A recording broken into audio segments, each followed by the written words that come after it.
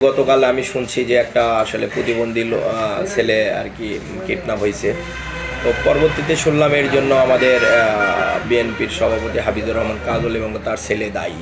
যদিও আমি ব্যাপারটা আসলে জানি না, তবে লোকমুখে থেকে শুনেছি।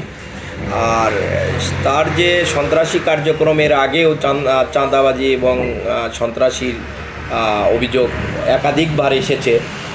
যদিও বিএনপি এর জন্য দায়ী না, আমাদের চেয়ারম্যান সাহেবও বলেছেন যে আসলে বিএনপিতে চাঁদাবাজি এবং সন্ত্রাসের কোনো জায়গা নেই।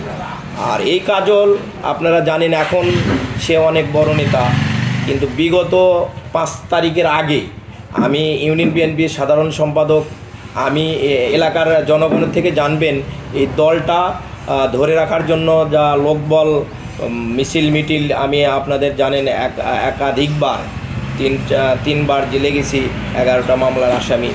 তো এই কাজল সর্বশেষ যে 5 তারিখের আগে জেলে গেছে, কিন্তু এখন তার বিরুদ্ধে অনেক অভিযোগ শুনেছি এবং একাধিক বীরগ্রাম এলাকায় তার বিরুদ্ধে অনেক অভিযোগ আছে। বাত ব্যথা, প্যারালাইসিস কিংবা আর্থ্রাইটিস, আধুনিক ফিজিওথেরাপি ও পুনর্বাসন চিকিৎসায় নির্ভরযোগ্য নাম ডিপিআরসি। আমি চাই সহ আমার দল এবং আমাদের তারেক রহমানও তো প্রধানমন্ত্রীও বলছেন যে সন্ত্রাসীদের দলে কোনো জায়গা নেই। তো সেই সুবাদে আমি চাইব যে এগুলো যদি সাক্ষীর মাধ্যমে সত্য প্রমাণিত হয়, আমি আমার দলের ঊর্ধ্বতন নেতাদেরকে বলবো যে সঠিক একটা বিচার বা শাস্তি হওয়া দরকার।